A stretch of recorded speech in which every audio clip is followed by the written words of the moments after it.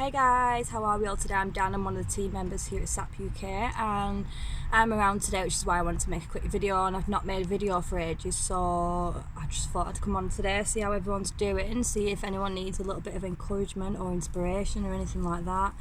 And if you are struggling, just say hey, like I always say, and myself will get back to you. At the end of the day, suicidal thoughts are not a normal track to send your mind down. So with the mind paths, like everyone has like a route to escape. So if you're ever going through any trauma, and the quickest way to get rid of that trauma is to not be here anymore, isn't it? Which isn't a route that should even be an option to people. It shouldn't be an option. Like suicide should not be an option to anybody, which is why people like myself and other organisations reach out to try and get you to reach out. So it's a bit of a circle. Like obviously I can't find you, you have to find me. It's as simple as that. And there's nothing that I can actually really do to help you other than encourage you to grow from this period that you're in. But still, I can't stop this from happening to you. No one can stop this from happening to you. It's only you that is in control of, I'm not saying control, sometimes you are out of control when you have suicidal thoughts, because it's a chemical imbalance in your brain. You can't pull yourself away from it, like no matter what you try and think. It's almost like it's poisoned your mind to the point that it takes over, and inevitably you don't want to be here anymore, do you? And sometimes people don't end up being here anymore. But yeah, as I was saying, like no doctors, no pills, nobody can help you except yourself. You have to be willing to take that first step to recovery. But sometimes, and I've been there myself, sometimes you don't want to get better from this period that you're in. Like it's not you don't want to get better. Sometimes you need to feel as broken as what you do to be able to recover. So for instance, if I'm ever having like a down period, I do just sit with it. So if could be like a week long, it's a couple of weeks long, something like that, maybe a bit longer sometimes, but you do have to just sit with it. You can't force yourself to not feel that. So if you're feeling sad and you're tearful all day and everything, you're getting angry, you're flipping, you're acting out of character basically, you can't put that pressure on yourself to feel better. You can't think, I don't want to feel like this anymore, because that's only going to make it worse. You're only then going to think, I don't want to feel like this anymore, and then you're going to keep telling yourself, I don't want to feel like this anymore, but at the same time you're not feeling it, you're challenging it, so you're trying to push it away, but you need to feel it. And I said that, like, you need to feel it. You do actually need to feel it. If you don't feel it, it's going to always be there, and it's always going to be pushed to the back of your mind. It's almost like when you, can't think of an example as of yet, because I was going to say something along to do with like relationships, but it doesn't really link into what I'm trying to explain. So if you don't feel your emotions, you don't sit there with the feelings that you're feeling, the temporary feelings that you're feeling, they're always going to come back, and they're always going to come back a bit more viciously. And this is, well, I never like talking about prescription drugs. I really don't like talking about them, because I've got a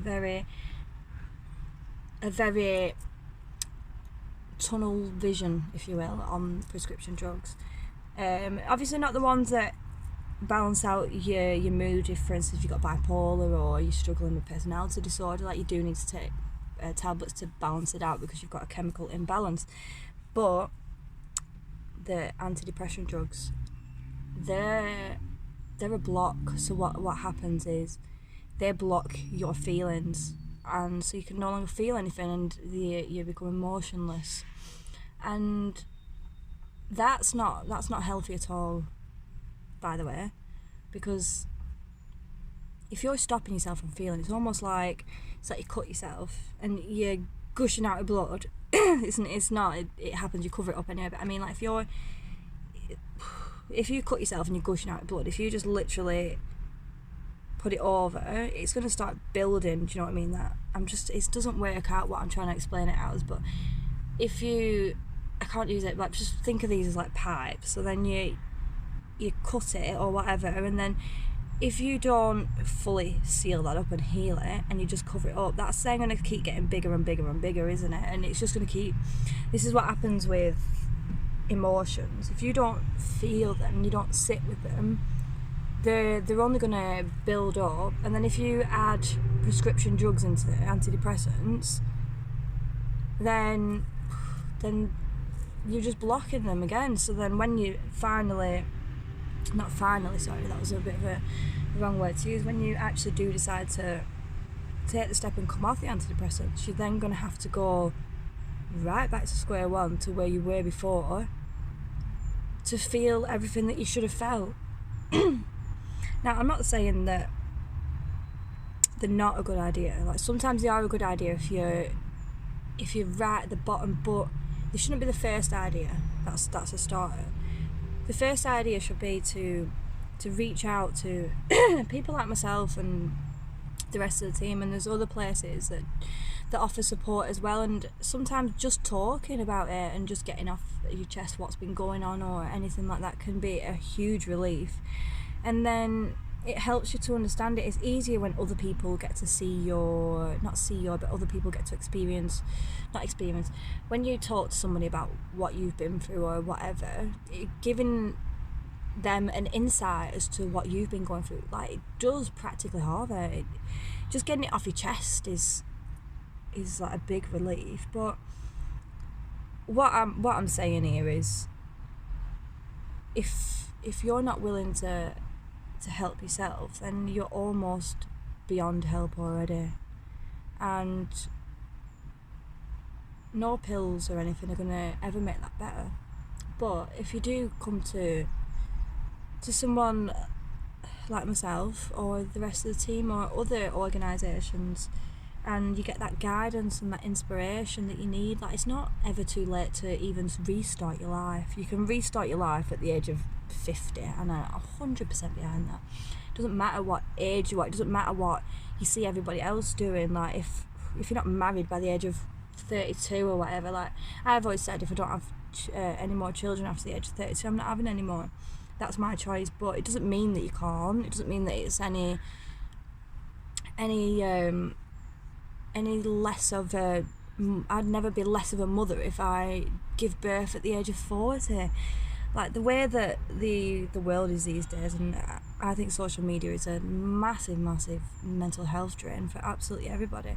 I've actually took myself off social media, which is a good idea sometimes, because it gives you that bit of a break, and you end up finding yourself on there for God knows how long, looking at everybody else, and you just think, oh, I wish I had that, I wish I had this, I wish I was there, I wish I was doing this, I wish I was with that person. Not that you do, but do you know what I mean? You wish that you had someone who looked after you like that, and kind of thing. And you do wish, you're wishing that you can become a little bit envious, and that's why I've deleted social media, because I don't think it's great on the mental health, and gives you more of that hour or two that you're on it throughout the day to go and be productive somewhere else. So that could be a good idea if anyone's struggling at all, to stop looking at anyone else and to look within yourself. Like, you can start uni in September, and at whatever age, you can go back to college at whatever age, you can meet new people, you can travel, you can do so much more than sit there and wish that things were different.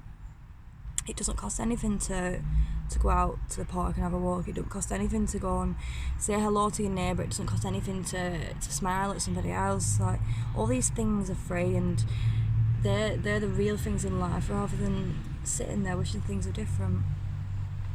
But the only person who's ever going to be able to do that is you. Like I said, no doctors, no psychologists, no counsellors, nobody is going to help you unless you can help yourself. And if you're not prepared or willing to do that, and I do get sometimes you need to be there, and sometimes you don't want to get better. And it's not that you don't want to get better, it's just because your body's not allowing you to get better, because you need to be there. And I always say that, I 100% believe that everything happens for a reason. Absolutely everything. When I lost Brian back in 2016 and started SAP UK, it was one of the most painful things that I ever went through in my life, ever. It took me 136 days to not see the image that was left, the last image that I saw of him. It took me that long, and from that pain, like, I could have gone the other way, and I could have turned to drink, I could have turned to drugs, I could have thrown my life away, I could have wallowed down in that hole, but I couldn't. I physically couldn't push myself down there, because throughout my life I have been through a lot of things that would have broke me as a person, which is probably why today I'm so strong. But I could never not motivate myself enough to make a difference, to keep people going, to keep people hanging on to whatever fraction of life that you've got, because things change so quickly and things change so fastly. Like, you could be, for instance, like this week I could have like an absolutely awful week, absolutely touch wood, I haven't got any wood in here, yeah, I do. I could have like an absolutely awful week, and it could be a month, touch wood again, jeez. So I could have like a continuous things that keep happening, which, to be honest, it did actually happen not so long ago. I went through a few things that, like, they tipped me over the edge, and I actually ended up going under, and I was in bed for days, and I just didn't want to talk to anyone. I didn't want the noise, I didn't want the light, I just wanted darkness and quiet, but I needed that to recover. It was almost like my mind went on a bit of a freeze, and I think when you're pulled at so many different angles, like mentally, your brain could shut down, which is why you send yourself into darkness and quiet to heal, to get it that rest that you need. So like that point, like I did have to be there, but I could have gone the other way again. I could have just stayed there, and I could have pushed myself further down than what I did. But at some point you have to get up, don't you? At some point you have to get up and tell yourself that this is not what I want. This is not, I don't want to waste away to the point where I'm almost invisible, not only to myself but to everybody else. So when I run about the bad week, bad month, so it does happen like that. You can get like a really, really bad month or bad couple of months, and it just feels like nothing's ever going to get better, and things keep happening. But when you're in that negative mindset, you pull everything towards its negative. So this is another good example. I didn't mean it like that. When I was having that bad period of a week, what I was doing was my mind was retracing back through every area in my life that were a little bit stressful. So for instance, I had like 5 or 6 different areas in my life that were stressful, and normally they wouldn't ever bother me. Like, I can kind of motivate and just be like, right, okay, well this will sort out, and I'm really productive to the point where I can fix things in my own head. But at this time, this week or two, I was picking out everything negative, and all these different pots that I had in my head, they were all overflowing and overbubbling, and I was highlighting them in my head, and I was drawing that negativity towards me, because it was what I must have needed to do, and I must have needed to be that negative and that down to be able to pull myself back through it and realise that this isn't what life's all about at all. Then what I'm saying as well before I go, because what I do is I go off on like little tangents and then just talk about something else, and I forget what I was talking about before. But when I was saying before, when you can have like this period of darkness for like so long, life can like literally flip around in a matter of minutes. Not a matter of minutes, but you know what I mean. Like tomorrow you could bump into the person, like your soulmate. If you're lacking one, you could walk into a new career. You could just take a chance and apply for a job that you'd never think you'd get, and then get it. Would win on a scratch card to change your life. Like, things that can happen that are good for you. But if you enjoy life, and if you take away that opportunity, it's never going to happen. And like, sometimes life's really, really rubbish, and there is a percentage of people that will have a constant rain cloud over the head, like constantly, and absolutely breaks my heart to think that someone could be that low and that beautiful as a person, because everyone's unique and everyone's got qualities that you'll never see before, like in anybody else. But robbing that chance from yourself it's heartbreaking for me and other people to think about. It's when you lose someone to suicide. It's almost like it's guilty, isn't it? You feel very, very guilty.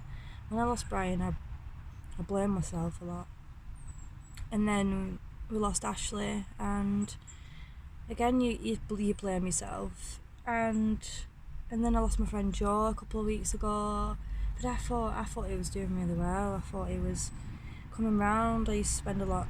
I used to sit next to him in primary school, and I watched him become an adult, but obviously it was too much for him to manage. I don't think he knew that I was with SAP UK. That's what I mean. Like, I know people who commit suicide, and they know what I do, and I don't understand why people that I know, that our team members, SAP UK's team, know people as well, and they know that we're continuously pushing and trying to make a difference to stop this cycle, this almost trending cycle that's going on. It's unbelievable. But you can't help yourself if you don't help yourself. You can't help yourself if you don't help yourself. Yeah, you really can't. And I'm willing to listen, and the whole team SAP UK is willing to listen. And yeah, I'll just wrap up this 4-hour long video. No, honestly though, if you're struggling with absolutely anything, just say hey. I'm not going to push you away, and nobody else is either. Okay? Peace and love.